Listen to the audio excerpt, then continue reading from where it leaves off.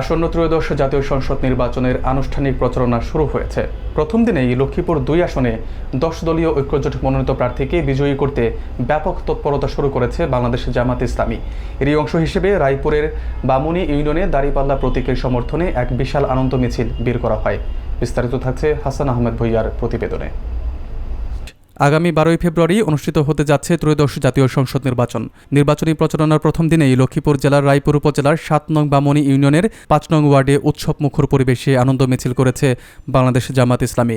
লক্ষ্মীপুর ২ আসনের ১০ দলীয় ঐক্যজোটের প্রার্থীকে সমর্থন জানিয়ে এই কর্মসূচির আয়োজন করা হয়। বৃহস্পতিবার বাদ মাগরিব মিছিলটি পূর্ব কলাকোপা নতুন জামে মসজিদ প্রাঙ্গণ থেকে শুরু হয়।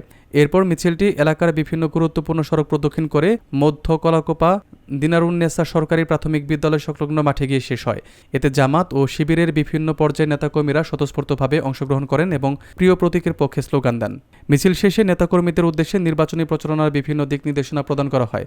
স্থানীয় নেতারা জানান, ভোটারদের দ্বারে দ্বারে গিয়ে তারা শান্তি ও উন্নয়নের বার্তা পৌঁছে দেবেন। প্রচারণার প্রথম দিনেই এমন প্রাণবন্ত অংশগ্রহণ কর্মীদের মাঝে বাড়তি উদ্দীপনা তৈরি করেছে। এটা হলো বাংলাদেশে যে জুলাই বিপ্লব হয়েছে, ওই বিপ্লবকে প্রতিষ্ঠিত করার জন্য যে হ্যাঁ ভোটের এবং না ভোটের যে ব্যবস্থা, আমরা যদি হ্যাঁ ভোট চাই তাহলে ইনশাআল্লাহ এই দেশে ইনসাফ প্রতিষ্ঠিত হবে এবং ন্যায় প্রতিষ্ঠিত হবে, বেশিরভাগ বিলুপ্ত হবে। তো সকলের প্রতি উদাত্ত আহ্বান, আপনারা হ্যাঁ ভোটে টিক দিয়ে ইনশাআল্লাহ হাঁকে জয়যুক্ত করবেন এবং বাংলাদেশে ইনসাফ প্রতিষ্ঠার জন্য দাঁড়িপাল্লা মার্কায় আপনাদের মূল্যবান ভোট দিয়ে মাস্টার রুহুল আমিন ভূঁইয়াকে এই আসনের এমপি নির্বাচিত করে আমরা ইনসাফ প্রতিষ্ঠার কাজে সহযোগিতা করব। আল্লাহ পাক রব্বুল আলামিন আমাদেরকে